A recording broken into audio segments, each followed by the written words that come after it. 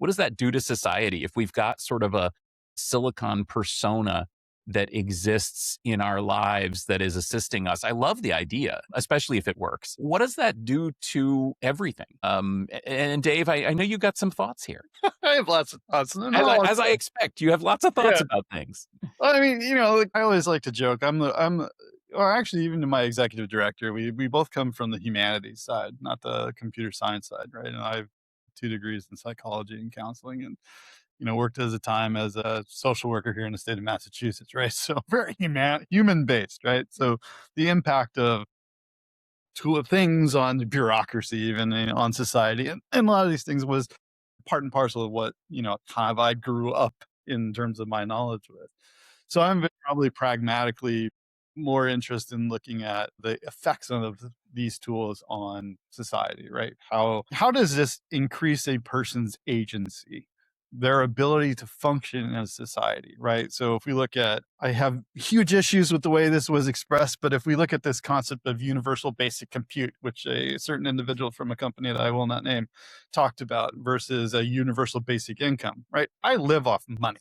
Universal basic income is a good thing. It provides a common platform. If I look at universal basic compute and we look at kind of the analogous relationship between those two, if I'm providing this level of computational credits or tokens or whatever you want to call it these days, I feel like I'm going to Chuck E. Cheese. Hey, here's your tokens. Like throw it in the ball pit and see what happens, right? Is there a positive benefit that comes out of this for somebody that doesn't know how to use these systems? Going back to the original thesis of NPR, talking about how everybody should experience it. If I look at my mother, who, congratulations, is made 80 years old this month, right? Like, this is a huge milestone, but she's not interested in an agent telling her what to do.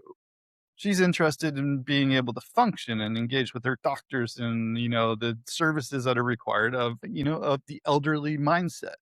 So a lot of these things, and as I get older, I care less and less about, you know, the fancy stuff and more about just being able to live life, right? So I think this is where there's a possibility here where some of those offsets become taken over by digital actors. I think let's solve the bureaucracy problem. How do I get to my benefits if I'm on Medicare or, some sort of social benefit? How do I solve going to the DMV or the RMV problem, which everybody universally hates, right? So a lot of these things, how do I understand bills, and having these type of things become a positive, I believe, benefit to society over time. And this is where that capability of models that are increasingly trained on public data sets that start to understand, common systems and processes and problems that we all encounter in our daily lives, whether we want to believe it or not.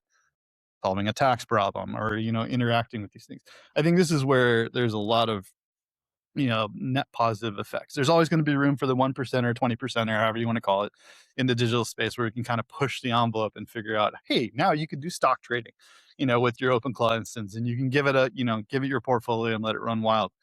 That's an exception to the general rule. And I think this is where, we're seeing these kind of step functions go into place, right? Where it becomes useful. That's the part I'm excited about. I'm less excited about a compression from the top down where you must use in order to function. I think that's the wrong way that this thing. It should be a socially augmentative type approach versus a compressive or oppressive approach of you must use in order to participate in society. Yeah, I think it's interesting. I mean, I think those tools can help us do some tasks. I mean, there is a risk that you build a digital twin that pretty much takes over, right? I mean, there's a lot of services today that are relying on interaction with assistants. And so the last thing I want is to have a large language model that makes decisions for me